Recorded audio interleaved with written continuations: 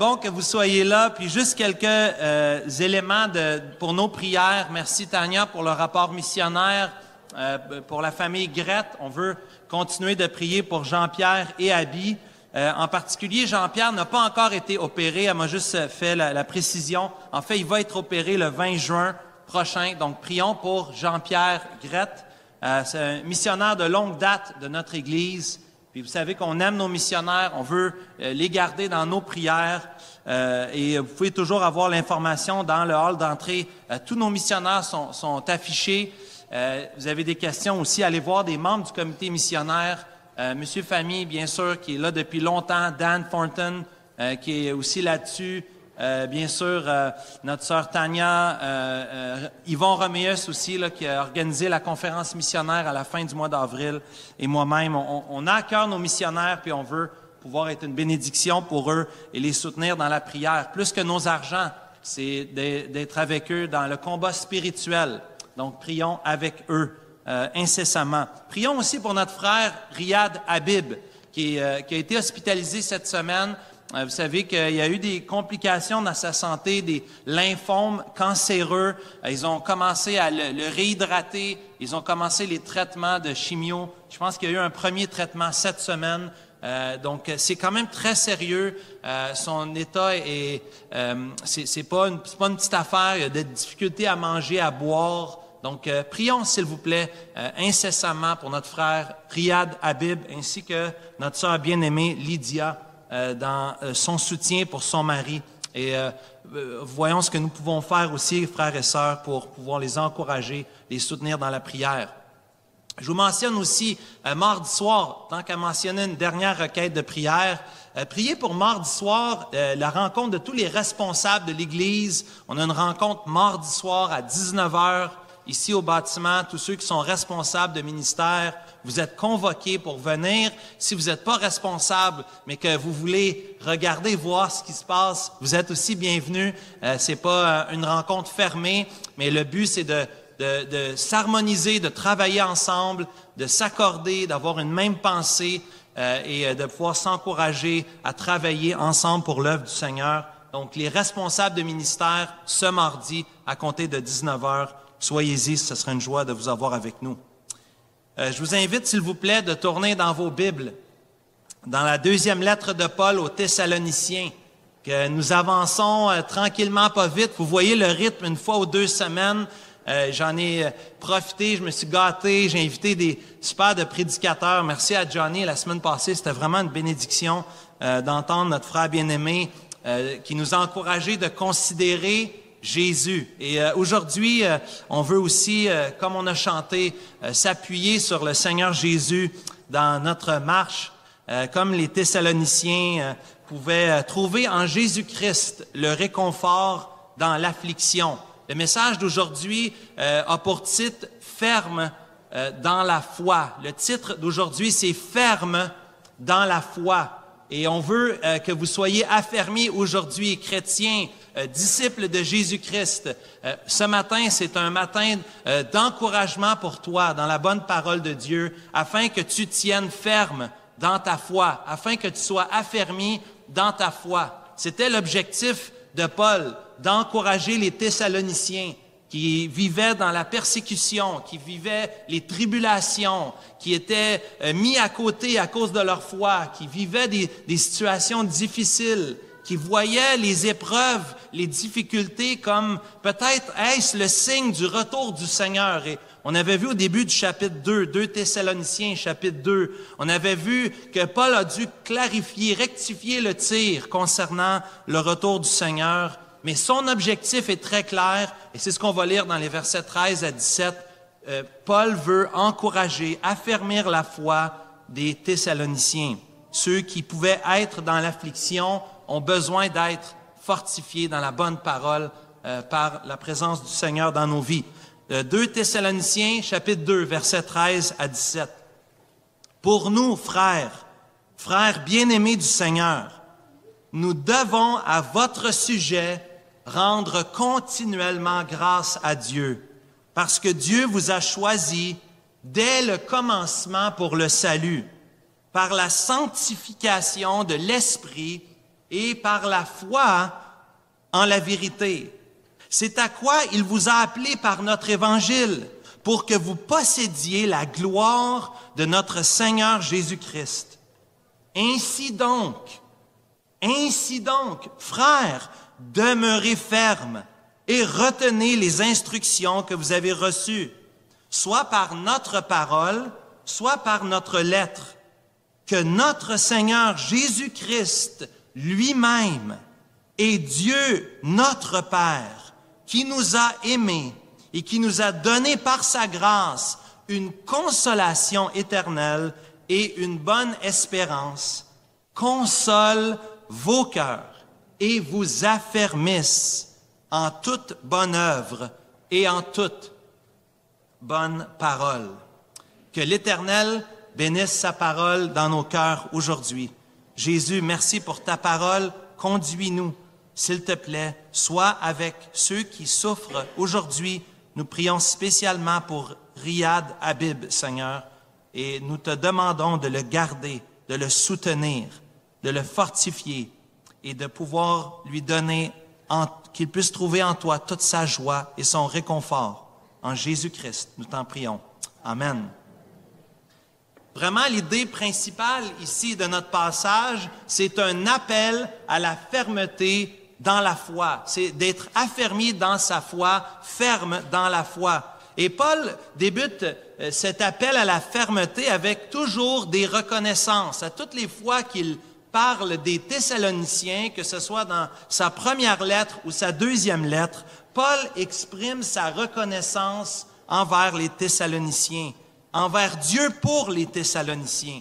Il est reconnaissant de voir ce que Dieu est en train de faire dans la famille de Dieu, ce que Dieu fait dans sa famille, l'œuvre de transformation qu'il opère dans ses enfants. Et vous voyez cette mention au verset 13 et aussi au verset 15 du chapitre 2, de cette notion de frère. Ça revient constamment. J'ai compté au moins 7 fois dans la deuxième lettre, sans compter toutes les fois dans la première lettre. Paul a vraiment des termes affectueux et chaleureux envers les Thessaloniciens. Ce sont ses frères bien-aimés, les frères bien-aimés du Seigneur, ceux que Dieu aime, ceux que nous aimons. Il y a une relation familiale forte lorsqu'on vient se rassembler le dimanche matin avec les frères et les sœurs de l'Église. Je retrouve mes frères et mes sœurs. C'est un rassemblement familial. Ces termes-là, c'est pas pour être spirituel, c'est parce que c'est ce que Paul croyait au plus profond de lui-même. Lorsqu'il voit les chrétiens, il les appelle des saints, S-A-I-N-T-S, les saints, ceux qui ont été sanctifiés. Il voit les saints, mais il voit aussi la famille, les frères et les sœurs, la famille de Dieu, ceux que Dieu aime. Nous sommes, bien-aimés, la famille de Dieu. Il faut se rappeler ce que Dieu nous demande concernant la famille, l'amour que Dieu nous demande de manifester, de démontrer, un amour fraternel.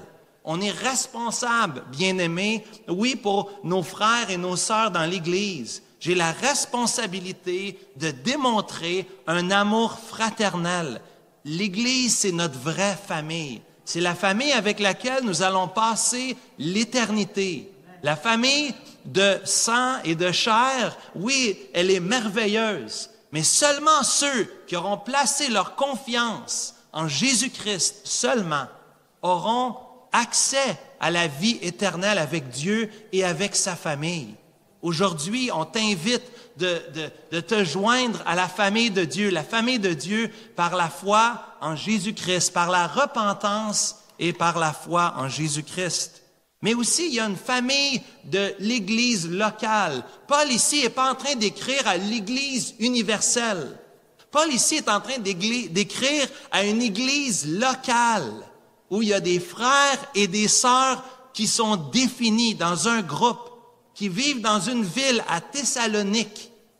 C'est une ville dans le Moyen-Orient. C'est des gens, si on pouvait retourner il y a 2000 ans et qu'on aurait pu mettre une caméra pour voir, on aurait vu dans ce rassemblement des hommes et des femmes. C'est une famille, pas seulement la grande famille de Dieu, tous ceux qui ont cru en Jésus-Christ depuis les âges, mais aussi la Bible nous enseigne qu'il y a des églises locales. Et il faut se joindre à une église locale pour faire partie de la famille de Dieu. Ici, ce n'était pas juste ceux qui venaient pour le rassemblement le dimanche matin. Non, c'est une famille définie.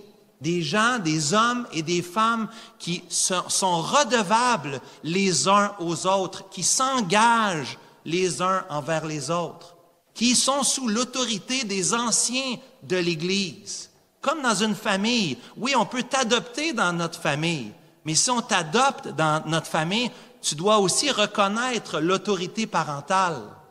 J'ai un père, j'ai une mère. Quand j'ai été toute mon enfance, j'étais chez eux, j'étais sous leur autorité. Ici, lorsque Paul s'adresse aux frères et aux sœurs, il reconnaît un groupe précis, un groupe spécifique. Faisons attention, oui, aujourd'hui, 2000 ans plus tard, cette parole s'applique à nous aussi.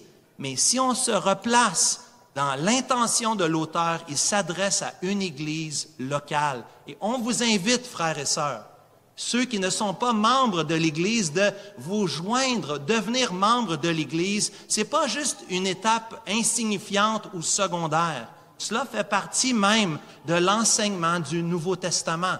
Et c'est important de vous encourager, de vous joindre, d'être redevable, de donner votre témoignage. Et ce matin, on a la joie de recevoir 6 nouveaux membres qui ont donné leur témoignage et qui veulent venir se joindre à notre Église comme membre, être reconnus dans l'Église locale de Pierrefonds, l'Église Emmanuel à Pierrefonds. Bien sûr, il y a d'autres églises locales aussi à Pierrefonds que nous aimons, des frères et des sœurs, mais nous sommes ici une Église locale. Et Paul écrit ici à une Église, à des frères, à des sœurs. Et Paul, au verset 13, a énormément de reconnaissance dans son cœur. Paul rend continuellement grâce à Dieu pour eux. Il le répète souvent au chapitre 1 du livre 1er de Thessaloniciens. Il rend grâce à Dieu. Au chapitre 1, livre 1er, 2e chapitre, livre 1er, 5e chapitre, livre 2e, 1er chapitre, livre 2e, 2e chapitre. Paul a constamment des actions de grâce pour les Thessaloniciens. Combien nous manquons à cela? Nous sommes dans une culture, frères et sœurs, d'ingratitude et d'insatisfaction profonde. Nous sommes les premiers, les Québécois, nous sommes des chialeux, nous sommes des gens qui sont difficiles, nous sommes des gens qui manifestons notre insatisfaction. Et des fois, c'est légitime. Peut-être qu'on a été mal servi ou il y a des problèmes dans le système. Mais faisons attention, bien-aimés, à notre attitude de cœur. Le manque de reconnaissance et de gratitude, c'est au fond un problème profond d'orgueil. Nous pensons mériter mieux. Nous pensons que les autres devraient nous servir mieux. Et c'est peut-être mal organisé, mal fait, mais si tout compte fait, nous regardons dans le monde entier, nous sommes parmi les plus bénis et privilégiés dans l'histoire de l'humanité. Nous avons ici accès à l'éducation, un système de santé qui est très imparfait, mais on est béni par-dessus bénédiction, la sécurité. Ma belle-mère me le rappelle souvent, de vivre dans un pays d'ordre.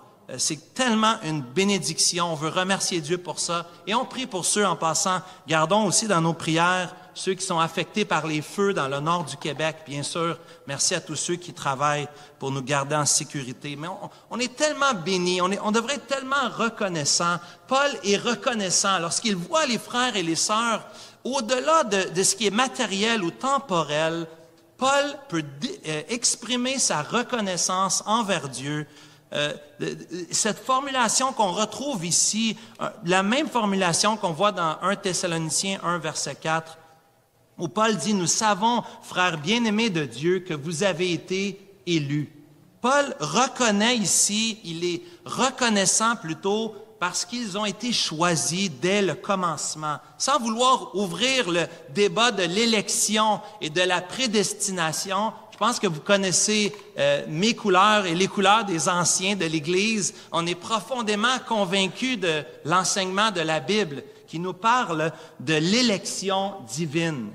Ici, Paul voit dans son cœur, il est reconnaissant pour l'œuvre de Dieu chez les Thessaloniciens. Et l'œuvre de Dieu a commencé il y a bien longtemps, n'est-ce pas? L'œuvre de Dieu n'a pas commencé dans ma vie en 1979, quand je suis né. Non, non. L'œuvre de Dieu a commencé dans ma vie bien avant l'an 0 où Jésus-Christ est venu dans ce monde. L'œuvre de Dieu dans ma vie n'a pas commencé quand Adam a commencé à marcher sur la terre. Non, l'œuvre de Dieu a commencé dès le commencement, c'est-à-dire avant même la fondation du monde, selon Éphésiens chapitre 1, versets 4 à 5. Paul nous dit ici, comme il dit aux Thessaloniciens, que l'élection divine, le choix de Dieu, est un choix dès le commencement et dès le commencement de toutes choses, depuis l'éternité passée. L'élection, selon la Bible, c'est un choix libre sans influence externe. Ce n'est pas qu'on a apporté à Dieu une enveloppe brune pour essayer de gagner la faveur de Dieu. C'est pas qu'on est allé à Dieu avec nos bonnes œuvres. Ah, le Seigneur m'a sauvé parce qu'il savait que je serais tellement une bonne personne. Non, non. Dieu ne me sauve pas parce que je peux payer ou acheter. Dieu ne me sauve pas parce que je fais des bonnes choses. Au contraire. Encore aujourd'hui, comme on a entendu Roy ce matin nous parler à l'école du dimanche, nous reconnaissons que nous ne sommes pas parfaits, que nous sommes pécheurs et que nous avons besoin de la lumière de Dieu qui agit en nous. Mais l'élection divine, c'est un Dieu qui nous a choisis avant même la fondation du monde, qui nous a choisis dès le commencement. Paul voit les Thessaloniciens, puis Paul les regarde, puis il est émerveillé que Dieu, dans toute sa sagesse infinie, dans toute sa puissance, dans toute sa connaissance, il a choisi ses frères et ses sœurs-là dès le commencement, avant la fondation du monde. Frères et sœurs, quand on considère notre foi, notre relation personnelle avec Jésus, n'oubliez jamais le choix de Dieu à votre égard. N'oubliez jamais qu'est-ce que Dieu a fait depuis l'éternité passée, comment il vous a attiré à lui. N'oubliez jamais d'être reconnaissant pour ça. On n'a pas à regarder les autres avec jugement ou avec dédain. Au contraire, je suis ce que je suis à cause de la grâce de Dieu, le choix de Dieu. C'est Dieu qui m'a attiré à lui. C'est Dieu qui m'a sauvé. C'est lui qui a fait les premiers pas vers moi, bien sûr. Dieu nous choisit pas à cause de nous-mêmes, mais à cause de lui. Pour lui, nous sommes en lui. Il nous a sauvés. Vraiment, c'est ça qu'il est en train de dire. Paul est reconnaissant envers les Thessaloniciens. Il est reconnaissant envers Dieu pour les Thessaloniciens parce qu'ils sont sauvés. Remarquez ici le contraste avec la section précédente. Remarquez, vous êtes dans 2 Thessaloniciens, chapitre 2. Remarquez dans les versets 10 et 12 en particulier, l'emphase ici des conséquences de ceux qui n'ont pas cru en Jésus-Christ, de ceux qui ont suivi l'impie, l'adversaire, le fils de la perdition, l'antéchrist, en d'autres termes. On a déjà vu ça. Ici, au verset 10 et 12, remarquez les conséquences. Pour ceux qui n'aiment pas Jésus, on voit qu'ils vont périr au verset 10. Ceux qui périssent parce qu'ils n'ont pas reçu l'amour de la vérité pour être sauvés. Et au verset 12, c'est ceux aussi qui sont condamnés. Condamnés car ils ont pris plaisir à l'injustice. Paul, ici, sur le backdrop, si on regarde en arrière, il est tellement reconnaissant pour le salut des Thessaloniciens en contraste avec la perdition de ceux qui ont rejeté Jésus-Christ, qui ont rejeté l'Évangile. Le contraste est frappant ici, marquant. Paul est reconnaissant de l'œuvre que Dieu accomplit chez les Thessaloniciens. Il les a sauvés. Il les a sauvés dès le commencement, depuis l'éternité passée, avec des buts précis, n'est-ce pas? On va voir dans un instant le but que Dieu avait donné à son peuple, le désir, le cœur de Dieu pour son peuple.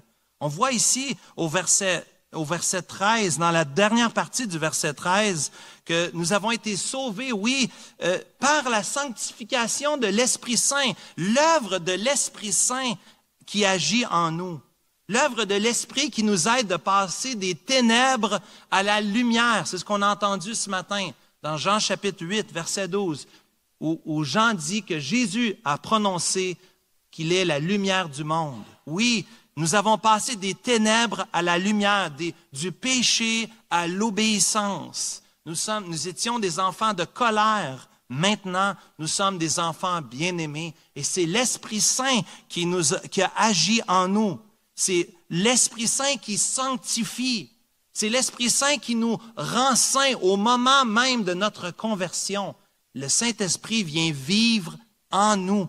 Et nous pouvons, dès le moment de notre conversion, dire que nous sommes des saints. Même si les 5 secondes avant, nous étions perdus, reconnus coupables, vivant selon les ténèbres, au moment de notre conversion, nous sommes saints à cause de l'œuvre de l'Esprit Saint qui nous sanctifie au moment de notre conversion, mais aussi la Bible nous enseigne, et on a déjà vu ça, que nous sommes sanctifiés de façon progressive pour être rendus ultimement au dernier jour, sanctifiés ultimement, parfaitement devant Dieu.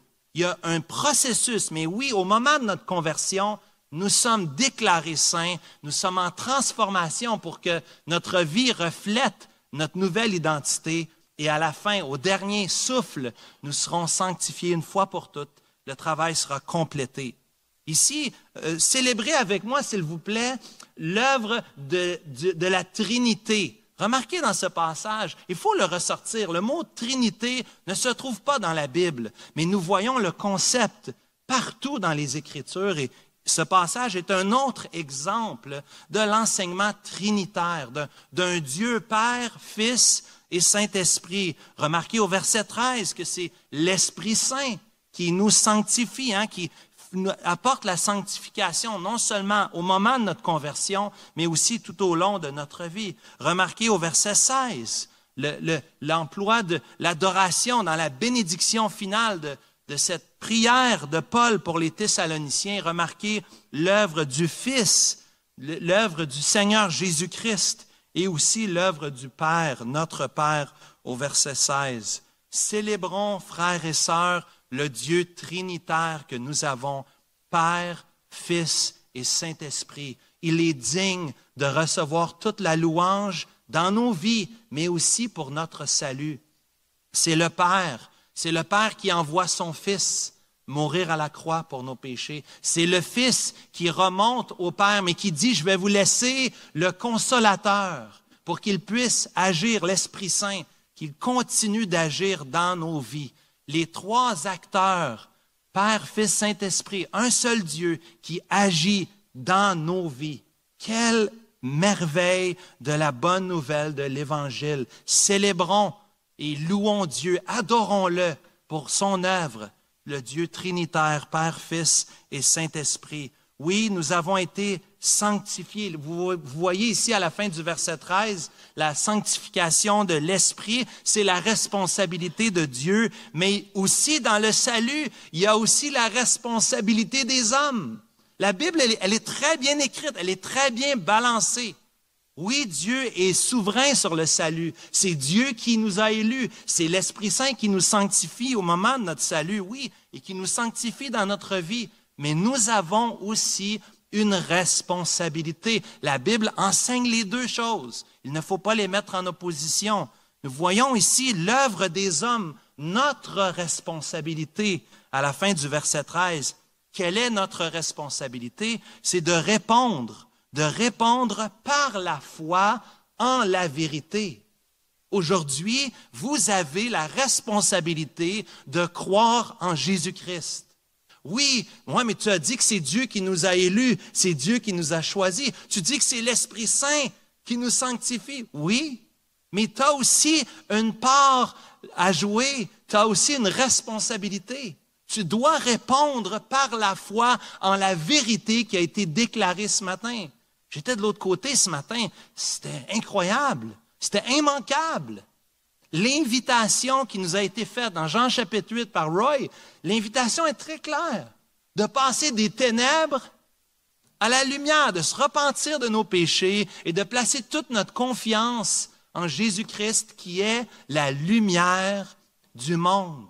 Aujourd'hui, tu as la responsabilité, devant la vérité qui t'a été déclarée, tu as la responsabilité de placer toute ta confiance, de croire en cette vérité. Tu ne peux pas aujourd'hui rester insensible à cela. Tu ne peux pas remettre à demain. Remettre à demain serait une grave erreur. Aujourd'hui même, ta vie te sera redemandée, possiblement. C'est ce qui est arrivé dans le Nouveau Testament. Parce que Jésus avait rencontré cet homme, qui raconte l'histoire de cet homme. Cet homme qui pensait que, mes greniers sont pleins, ça va bien, hein? Je regarde mon portfolio, wow, c'est beau, la belle retraite, on va passer du bon temps, ça va être super. Aujourd'hui même, c'est ce qu'on lui avait dit, aujourd'hui même, ta vie te sera redemandée. Es-tu prêt? Es-tu prêt à rencontrer ton Dieu? As-tu placé ta foi en la vérité de l'Évangile qui dit, c'est quoi la vérité? Je suis, tu es, nous sommes des pécheurs. Nous avons besoin de placer notre confiance en Jésus-Christ pour avoir la vie éternelle. Bien-aimé, cher ami qui m'entend aujourd'hui, oui, nous avons la responsabilité.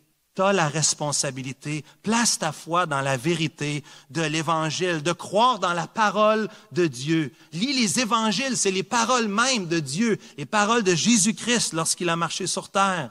Lis la loi de l'Ancien Testament et les prophètes qui annoncent la venue du Messie, du Sauveur. Tu vas entendre le cœur de Dieu dans l'Ancien Testament. Son cœur est bien présent. Ce n'est pas seulement sa justice, mais aussi sa grande compassion pour un peuple qui péchait contre lui. Lis les épîtres comme nous sommes en train de faire maintenant. Vois l'œuvre de Dieu, l'amour de Dieu pour ses églises et pour ses ouvriers. Comment il voudrait que Dieu voudrait qu'on puisse placer toute notre foi en Jésus-Christ aujourd'hui. Oui, c'est Dieu qui nous appelle. Regarde avec moi au verset 14. C'est Dieu qui nous appelle. Ici, c'est cet appel général de tous les croyants. Nous sommes appelés à répondre à cet évangile. C'est pas l'appel au ministère ici. C'est pas un appel missionnaire. Ici, c'est un appel pour tous les croyants. C'est chacun d'entre nous, nous sommes invités. Nous sommes appelés par l'Évangile pour que nous puissions posséder la gloire et participer à la gloire de Dieu. Non seulement que Dieu t'a sauvé pour que tu te joignes dans la famille de Dieu, mais Dieu te donne les privilèges d'être dans la famille royale. C'est incroyable.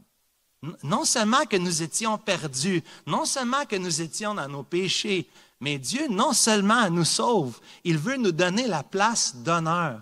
Rappelez-vous l'histoire des deux fils, le fils prodigue, qui lui, après avoir tout dilapidé, après avoir péché contre Dieu, péché contre le ciel, lorsqu'il retourne à son père, est-ce que son père fait de lui un des esclaves?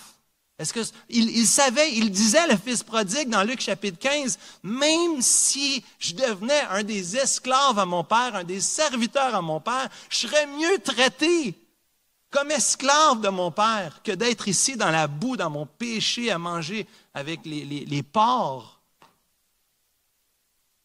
Mais lorsqu'il est revenu vers son père, qu'il sentait qu'il était rempli de son péché, mais repentant dans son cœur, lorsqu'il est venu auprès de Dieu, quelle était la réaction de Dieu?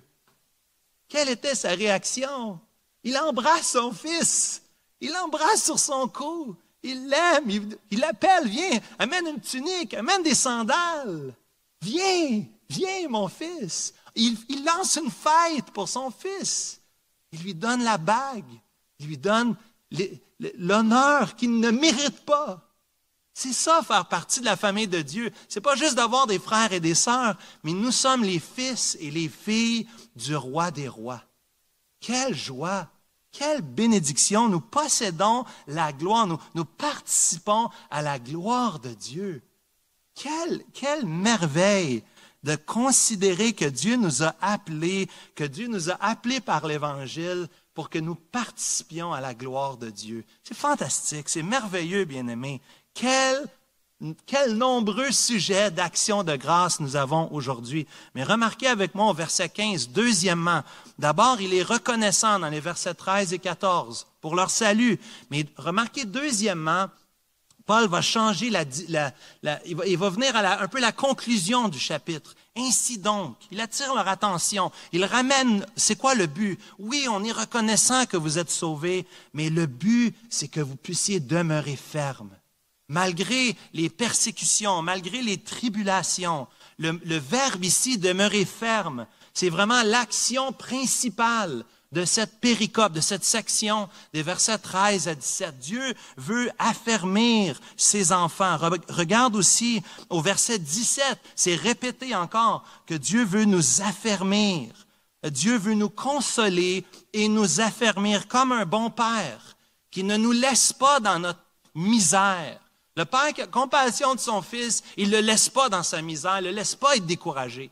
J'ai plusieurs exemples ici, et je ne voudrais pas nommer des noms, mais je pourrais nommer des noms d'excellents pères dans cette Église, qui ont vu leur fils, qui ont vu leur fille dans le péché et qui ne les ont pas abandonnés, qui ont été des modèles, qui ont été là où ça fait mal, qui ont mis leur orgueil de côté et par amour, ils sont venus relever cet enfant qui était découragé. À combien plus fort notre Père céleste est comme ça, bien-aimés. À combien plus fort notre Père céleste veut que nous puissions demeurer fermes, que nous puissions être consolés, que nous puissions continuer la marche pour le Seigneur aujourd'hui.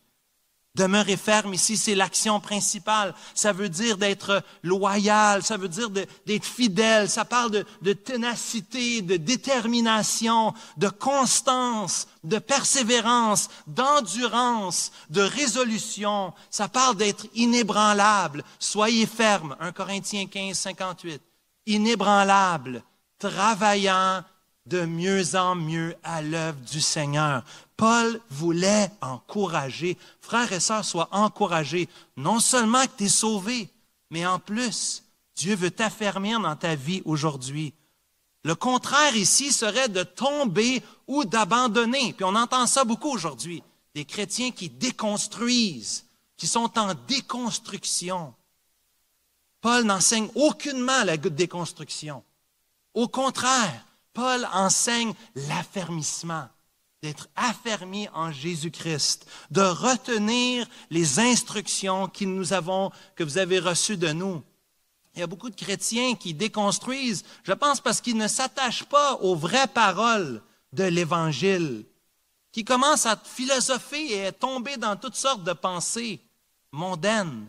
Bien-aimés, retenons les paroles, les instructions que nous avons reçues dans l'Évangile. L'Église, c'est pour ça qu'on croit tellement à l'enseignement, parce que l'enseignement, ça change ta vie. L'enseignement, ça permet de t'affermir dans ce qui est vrai. Ça te permet de t'aider à marcher dans ta vie. Un message comme dimanche passé, considérez Jésus. Je le considère. Frères et sœurs, c'est révolutionnaire. Lorsque j'ai entendu dimanche dernier que je devais mettre de côté toute autre chose et que de m'attacher à Jésus-Christ seulement, ça met de l'essence dans mon réservoir pour toute la semaine. Considère l'excellence de Jésus-Christ. C'était un message extraordinaire qui m'a béni personnellement. Je pense que vous avez été encouragés aussi par les paroles que nous avons entendues. Frères et sœurs, demeurons fermes dans ce que nous avons été enseignés, dans la fidélité de la doctrine de la parole de Dieu. Attachons-nous à ces vérités. Demeurons fermes, sans jamais se relâcher. En 1987, le 3 septembre 1987, dans un vol d'un avion Beechcraft de Boston au Maine, à Lewiston, Maine, il y avait un pilote du nom de Henry Dempsey qui entendait un drôle de bruit en arrière de l'avion. Il n'y avait pas de passagers, puis en passant, il n'y a personne qui meurt. Fait que ça finit bien l'histoire. Mais il entendait un drôle de bruit en arrière, fait qu'il dit au copilote, « C'est toi qui prends la relève, je vais aller voir ce qui se passe. » Et lorsqu'il va en arrière, soudainement, lorsqu'ils étaient à 4000 pieds dans les airs, environ 200 000 à l'heure. Il y a une petite turbulence qui est arrivée, puis en voulant s'agripper à la porte, il a découvert c'était quoi le problème. Eh bien, la porte avait été mal fermée et il a été suspendu dans l'air pendant plusieurs minutes. La porte est ouverte, il s'est accroché au bord. C'était un peu comme des marches, c'était un petit avion, une cinquantaine de places. Il s'est accroché aux marches puis au bord de l'avion, puis il s'est tenu de toutes ses forces. Le temps que le copilote appelle à l'aide, en fait, le copilote était certain que Dempsey était mort, tellement certain qu'il a demandé à la garde côtière d'aller voir s'ils avaient trouvé quelqu'un dans l'océan Atlantique. Mais Dempsey s'accrochait de toutes ses forces et ils ont réussi à atteindre, en tout cas, toute une histoire, vous pourrez peut-être voir ça si ça vous tente. Mais Dempsey s'est accroché pour sa vie. Il s'est tenu, il s'est agrippé de toutes ses forces au bord de l'avion pour garder la vie sauve. Et des fois, frères et sœurs, j'ai l'impression qu'on prend la vie chrétienne à la légère. Et on n'a pas tendance à s'agripper comme Dempsey ici, sur le bord de l'avion, comme si notre vie en dépendait.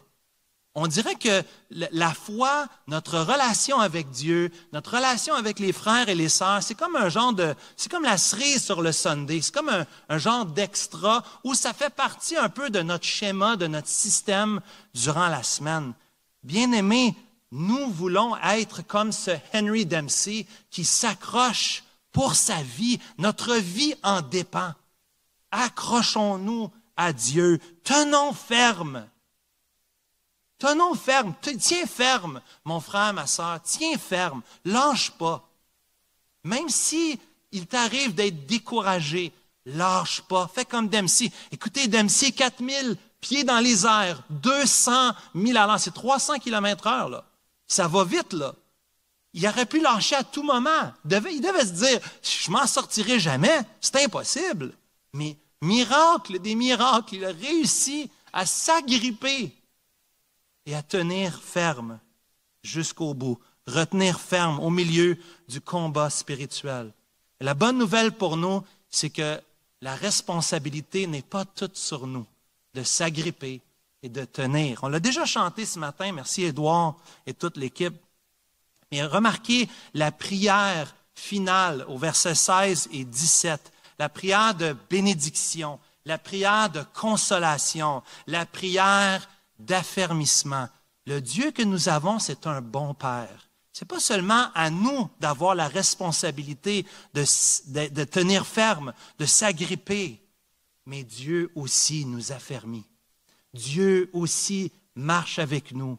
Dieu nous aide aussi à tenir ferme jusqu'au bout. Regardez avec moi les versets 16 et 17.